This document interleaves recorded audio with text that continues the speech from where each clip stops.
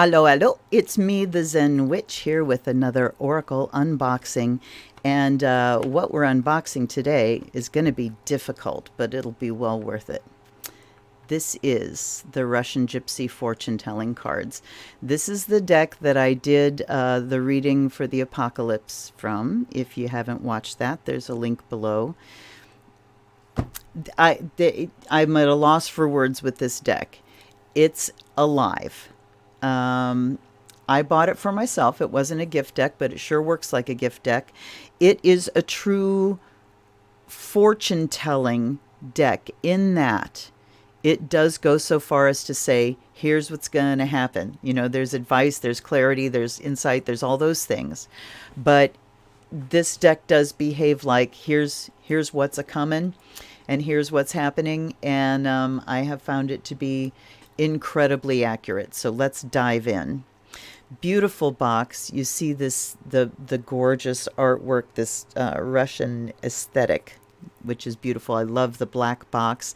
This says an innovative system for discovering your path in life based on the authentic gypsy teachings of 19th century Russia. Of course, we know now that that word is like the N word for the Roma. So we don't like that word, but here it is. Svetlana Alexandrovna Touchkoff, obviously Russian. Russian Gypsy fortune-telling cards. On the back, it says, based on the authentic gypsy teachings of the 19th century Russia, these stunning full-color cards, illustrated in the Russian Palekh style, cool, new word, an accompanying book, combine the beauty of the Russian lacquer box art and the fun of an age-old system of anticipating the future and illuminating the present. There's a quote, by doing a card reading, we are reading our psychic barometer. Are there storms brewing for us, or is there smooth sailing ahead? Will our plans meet with success or failure? Is love, money, or travel favored at this time? Like the pilot using the weather report to his best advantage, so we can use the cards. Svetlana Alexandrovna Touchkoff. And this is published by Harper, San Francisco. Cover designed by Catherine Tillotson. Shutting the fan off. I got to turn it on in between videos so my computer doesn't overheat. So here we have this box, very narrow deck. There are 25 cards in this deck. And here's the book. Oh, a piece of tape came out from my repair work inside. I was kind of taping up the inside where things tend to be a little weak. For future reference. Okay. So here's the book. And this is a deck. This is, I will tell you, this is going to be a long video because it's very difficult to show you these cards as it's not one image on each card. You'll see what I mean in a second. So a beautiful hardcover book. The copyright here is 1992. And illustrations by Kathleen M. Skelly and Svetlana Touchkoff Wilmink. So Skelly and Svetlana. Let's set, okay, I've got to set this way aside. You notice I don't have anything else on my table here except heckin' rings from candles and coffee cups and shit. I may actually have to make my face go away so that there's room. When you read this deck, you lay out all 25 cards at once, always, every time. I suppose you could do a reading where you only lay out until you get one image. But, so let's see what we can do here. And make myself go away. Bye. So you see these cards. Each card has 4 half images on it. And so it takes 2 cards to complete an image. So 4 half images are going to give you 2 whole images. So we've got 50 images with 25 cards. So I have, oh shit. Okay, I guess I did them this way. I have them in a certain kind of order. And you'll see that this line of images that we're creating here, this is the number 1 card. This is the number 19. And nowhere on here is there a number 2. Oh, here's a number 2. So they don't line up numerically when you put them in image order like this. And you'll notice that we have an upright image, and then an upside down, and an upright, and an upside down. And you go 5 cards across and 5 cards down to make this grid. Side story. And I'm making little gestures here like you can see me. So I'll come back for a moment. Side story. When I got this deck, I brought it home, and I have the mid-century modern furniture that I grew up with in my home. And there's a coffee table, round coffee table, with a grid in the middle of it. And I started laying these cards out, and I went, oh, look, the cards are the exact same size as the squares on the grid on my coffee table, which has 25 squares on it. This deck perfectly lays out on this coffee table that I have been around since I was a small child. So that's pretty heckin' cool. I'm gonna do something here so I can move my cloth and make it a little bit easier to show you images. Okay. So, okay, I'm going bye-bye again. So we have the Cavalier. This one is the castle. There's birds. There's the anchor with a nice glare on it. And those are the first 5 cards. And then we go down to the next row, where we now have an image here going this way. That's fire. And then we have bear and moon.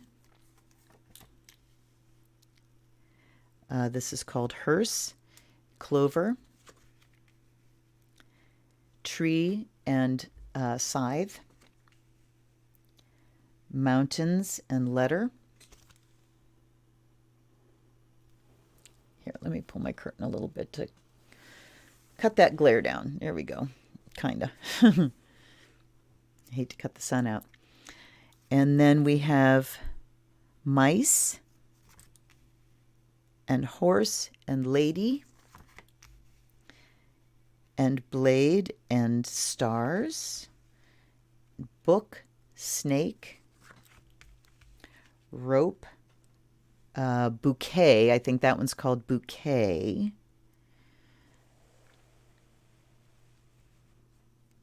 Scoot down. Now we have, I think that's wood, not logs. It's wood.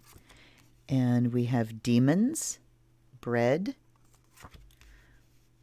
child. I think it's child, not boy. Road, sun, angel, horseshoe, bridge, and then now down to the last row.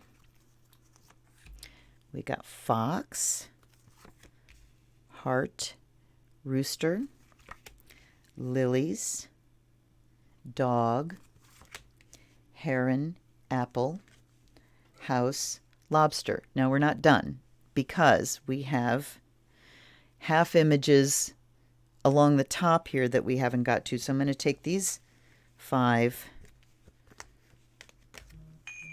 scoot these down as far as I can. Oh, crap. All right, this is going to be... Oh, well, I thought about doing this and using my face cam to scan over it, but the fact of the matter is you've got to move things to get all the images. So the ones we were missing from the top here, how did I mess that up? And now they're falling off the desk. Awesome!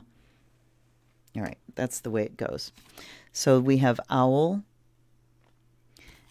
and heart and cat. So yeah, these are the new ones. We had heart down at the bottom showing up, but we've got owl and cat and handshake and ring and fish. And then guess what? We get to do this on this side as well. Scales, pig, money. And now I get to retrieve these from my keyboard. Ship, And what the hell is the last one here? Okay, there we go. And forest. There's the forest. So those are all of the images. And like I said, you got to move the rows back and forth to show them all. So now I'm going to pick them all up here. And the way this deck is read in more detail. You have heard me how many times say that I am allergic to dogma and superstition. Not in this case. In this case, this deck, whoopsie, everything's falling apart. So here's the glory and the dirty little secret of being a video content provider is if you were to look to the right and to the left of this nice clean space here, you'd see a mess. But yeah, I don't have to show you that. So anyway,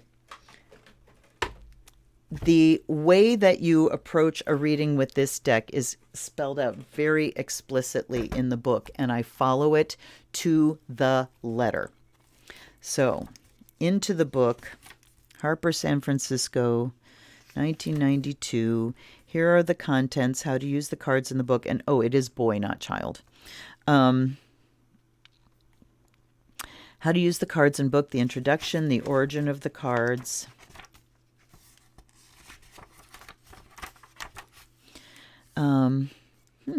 Interesting.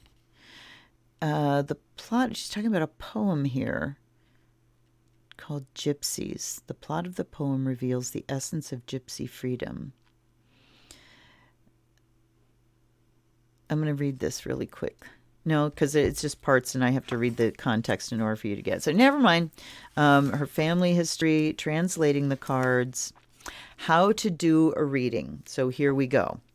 And like I said, I followed this to the letter. It has never failed me. So what we do, you find a flat surface at least 20 by 20. Take the cards in your right hand face up, and you shuffle them into your left hand towards your heart. Do it 5 to 10 times to clear the deck. I always do it 10. And while I'm doing it 10, I'm just trying to clear my mind, and I blow on them. Like so. Now, when it says 5 to 10 times, one time through, it counts as one. So this counts as one. All right. It's not like 1, 2, 3, 4, 5. So each time all the way through the deck counts as one, and I do that 10 times. Then the next step, concentrate on what you want the cards to tell you. Either ask a question or go over the areas you want information on. I always tell people when I'm doing a reading for them to touch on in their mind, the areas of concern. And what that does is they bring up the context in their head. Sorry, I need my back scratchers so I can open my curtains because I want sunshine now because I'm not going to lay out a reading. Tools, which you don't need to see. So anyway, create the contexts in your mind. So when you bring up those contexts, then it makes it easier for the information to fall somewhere that makes sense. So concentrate, either ask a question, blah, blah, what the future will bring. As you're concentrating, shuffle the cards again from right hand to left 7 times. Have someone count the number of shuffles or do it yourself. Stop after the 7th shuffle and hold the cards in your left hand without moving them any further. So when you get to that last one and you're still face up, then you're going to hold them without changing directions on them. This is important. Then you take them. Okay, have someone count them. Stop after the 7th. Hold the cards in your left hand without moving them any further. Then with the right hand, you take the deck and put them on the table face down in front of you. And then with your left hand, you cut them once towards you. And then you pick them up with your right hand. And it says place them in the palm of your left hand to deal them out. I deal cards with my left hand, so I just hold them in the right. But the point is you're not turning them any farther. So after you lay out all 25 cards, the reason this is important is because the very last card, whether it makes an image or not, whether it combines with something. If it combines with something, you turn it to make the picture. But if it doesn't combine with something, you just read all 4 of these as they are. And as you're laying out, so as you can imagine, when you're laying out this deck after you've shuffled it numerous times, you're not going to get a picture every time. You're going to get a picture every so often. Let's just do an example here. We're not going to read it. We're just going to lay cards out and see. So what you're doing as you're laying them out is you're looking like, all right, there's demons, fox, woods, wood, forest. There's bear, moon, hearse, lady. There's bouquet, ship, knot, bridge. There's ring, anchor, birds, scythe, and there's letter, money, mountains, bouquet. So on that, if I were laying these out, that row would go by without any matches. And then the next row I would lay out, and we still have no matches there. So I'm looking at the ones that they butt up against to see if we're creating a match somewhere. And you can see already how many I've gone through without them matching anywhere. Sometimes you get a reading with lots and lots and lots of images, which can be a little wearing. Sometimes you get a reading that has very few images. And as you can see, we haven't made one yet. People are messaging me. And look, we've got dog there. So that was the first one. So look, 3 whole rows gone through and before the first image showed up. And I find that the more sort of critical the reading is, the more focused you are on one really burning issue, the fewer images you tend to get. When I'm looking like, everything is kind of a big blank slate and my question is more nebulous as to, just give me some advice right now, I tend to get a lot of images. But that last card, the reason that you don't turn them in your hand anymore, that last card assures that even if you get no images created through the whole reading, you at least have 4 to read. And sometimes those really encapsulate everything. So when you're reading an image, so let's look at that dog card. And I've shuffled it up and I don't know what the...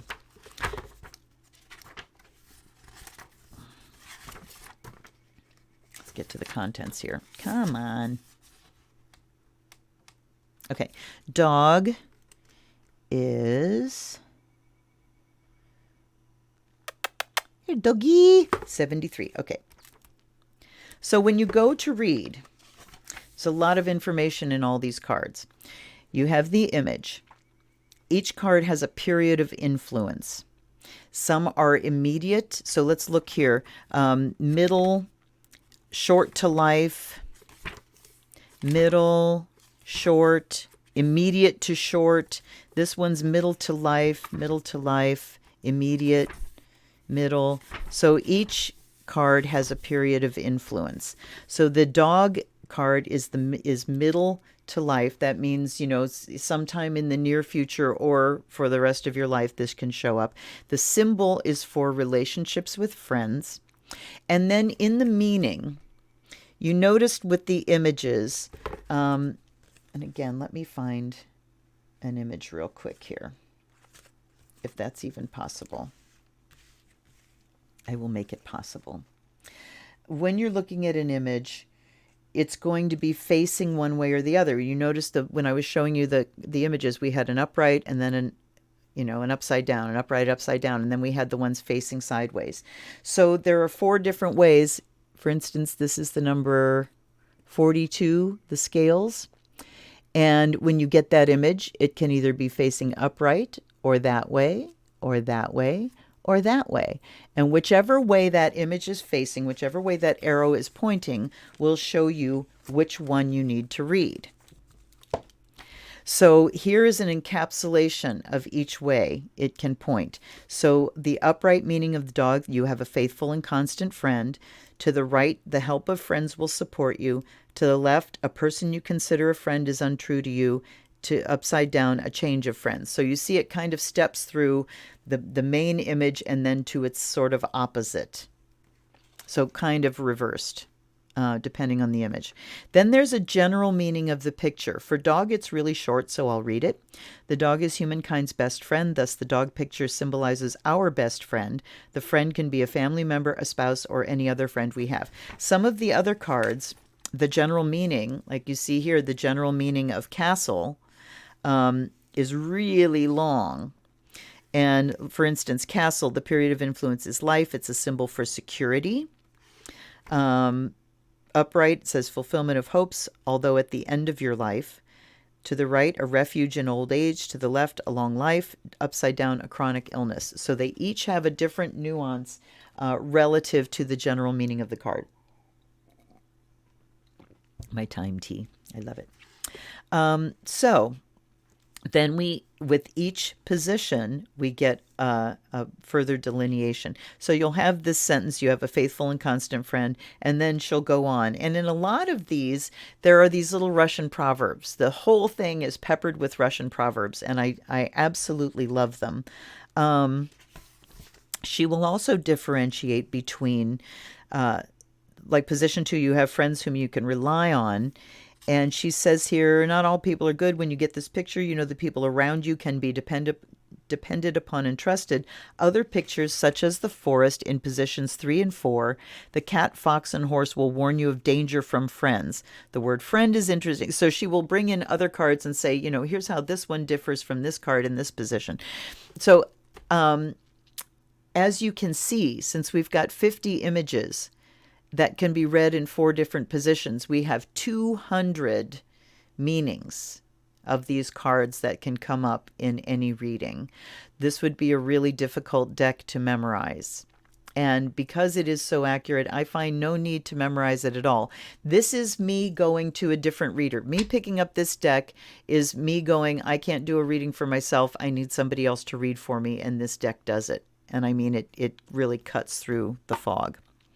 So you see the 4 different meanings. When you get to that last card, and let's look back to the how to do a reading section. You lay it out. Make sure you don't turn the cards any further. Using your right hand, start laying the cards out. Repeat with 4 more cards. You now have a row of 5 cards. See if any of the adjoining cards will form a picture if rotated, and you rotate them however you need to make the picture. So if you've got a match here and the image is up at the top, and you've got a match here and it's the bottom, you turn both so that the image is complete. Starting on the left again, play 5 more, blah, blah, blah. Starting with the first row, if you have a matching picture, turn to the book and read the meaning for the picture. Sometimes you'll have a picture created with this card and this one. And then when you get to this next row, this one is going to create an image here. You read this one first and then turn it to complete the next image. Then you read the meanings, continue reading the meanings. The last card you laid down is very important as it generally consolidates the meanings for the entire reading. Read the meanings for all 4 pictures, whether or not any of the pictures is completed by an adjoining card. If a picture is completed, read it first, then proceed to read the meaning for the uncompleted pictures. For each picture, read the meaning for the position it lies in. This shows you what the situation is right now. Then read the meaning for the picture in position 1. This shows you the outcome. You may prefer to read only the meaning for position 1. See, I haven't read this part in a while. I just read it for the position that it's in, and it's been very, very accurate. So, you know, do what works. When reading the last card, read first the picture that has the most negative message. Save the picture with the most positive message for the end. It's always best to end on a positive note. Special note, if you're left-handed, lay the cards out the way that are comfortable and natural to you. You can follow the preceding steps, but use the hand that's most comfortable. So yeah, I deal with my left hand. Doing the reading for another person tells you how to let them shuffle. And then when they hand the deck back to you, you turn it upside down so it's facing you the way it would have faced them. So context is everything here. And it tells you how to do a reading for a person who is absent, what to do if few pictures come up. It can mean that the person did not concentrate very much while shuffling due to too many distractions, or it may be that the person's in the doldrums, a period when not much is happening. In either case, I would not redo the reading that day. If a few have come up, then you can do a negative reading, that is a reading of what is not in store. For example, if hearse, firewood, or castle pictures didn't come up, then you can assume that the health of the person is satisfactory as there are no warnings. And remember that you're going to have that last card there too, regardless. What if negative pictures come up? When negative pictures come up for the person, don't skip over them. Read the picture as it lies, explain the seriousness of the situation, but never give fatalistic advice. People can have serious illnesses from which they can recuperate. Couples break up and then may reunite, but weather forecaster can give you warnings of a hurricane approaching, doesn't tell you that you will die in it. The same way the cards warn people of danger, each individual has their way of facing the situation. And then there's a caution. The cards are a game intended for pleasure only. What is revealed is not intended to be relied upon. Individuals with problems should seek appropriate professional advice. I appreciate that they put that there. Now, I will tell you that I have done a reading with this deck, and this goes for my regular deck too, in reading for other people. There have been a couple times when it was really clearly indicated, like the death card came up with the 9 of Swords next to it and, Judgment next to it or something like that, where it was very clearly indicating that perhaps the death card is talking about someone passing. In both of those cases with my other deck, this was something imminent that the person was absolutely aware of and immediately said, I know what that's talking about, and the person in question passed within a couple of days. I've had the same experience with this deck.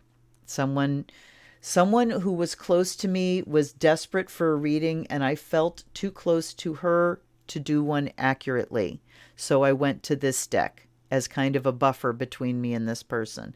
And actually there was kind of some boundary issues. And so I didn't feel comfortable. So I went to this deck. She had a dear friend who was in hospice at that time with breast cancer. The card came up. Let's see, the hearse card. Talking about possible death, and the person died the next day. So it just came up saying, this is imminent, and it was. Now, I'm looking here, and I don't know that it was the hearse card. I think the castle or the house also deals with stuff. I know mountains also deal with big, heavy stuff. Just kind of look up for shits and giggles here, because I'm curious as to what it was. So mountains can talk about enemies, treacherous enemies, and unpleasantness. Hearse can talk about a loss of condition, a loss of physical condition, unpleasant, severe unpleasantness to come. I'm going to look at castle. Fulfillment of hopes, long like chronic illness. Castle can talk about chronic illness. So this is also not an intuitive deck. I mean, if you're going to learn to read this deck out of your head, you're really going to need to learn what the cards mean, because you can't really go intuitively. Let's look at house here. It's household and business affairs. So these are projects and things. So there are cards that, deal with critical issues. And again, not really images that you can read intuitively. I imagine if you read with this deck like every day and for all kinds of people, you will eventually learn those meanings, and your own kind of shades of meaning will come onto it. But if you're going to use it like I use it, which is, holy shit, I need some answers, give me that Russian Gypsy deck, then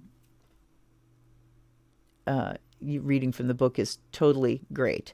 The backs of the cards, we've got a moon here, we've got a sun, we've got a heart, and a clover. Very Russian, very beautiful, very highly recommended. Because of the nature of it, though, it's a deck that you could very easily sort of get lost in or get almost addicted to of, I need to know what to do today, and you're going to go reaching for this deck. I would strongly advise against that. There's a fine line between using something as a dynamic tool for when things are really critical and slipping into looking to it to make decisions that you can very easily make for yourself. So again, the solid warning there against the fortune-telling-y kind of things. But as far as fortune-telling stuff goes, these things are the shit, man. They are really the shit. Now, I'd be curious if you have this deck or if you get this deck. I know a couple people commented on the reading that I did that they had ordered this deck based on that reading. I'm curious to know if it works the same for you, and how it's working and talking for you. I highly, highly, highly recommend it. As, like I said, when you're a reader, you don't always have another reader available to you. I do. I have some dear friends that I can go to, but even then you're going to a friend. And, reader to reader, it's a little bit easier because we can assume that the other person is already used to looking at themselves in a very harsh mirror. We're already used to looking at ourselves and asking the tough questions. So readers don't tend to mince words when they're reading for other readers, even if they are dear friends.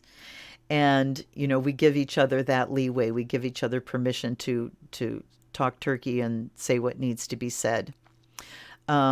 But if you don't have that, if you aren't lucky enough to have dear friends that are amazing readers, this is the deck that can be that other reader for you.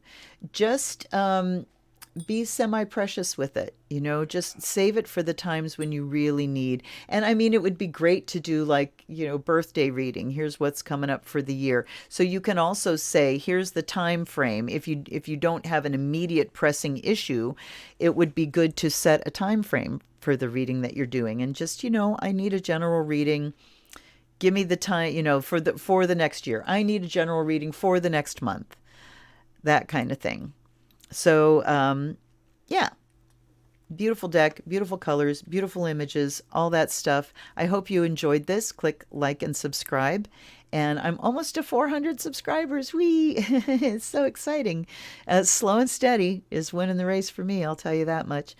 I hope that you're staying safe and your hands are impeccably clean and that you are taking care of yourself on all levels, physical, mentally, spiritually, emotionally. Take good care of yourselves. Get out, breathe the fresh air, sit in the sunshine for a few minutes. Find a deeper place inside yourself to be still, away from the chaos of what we're all experiencing right now. My prayers are with you, everybody.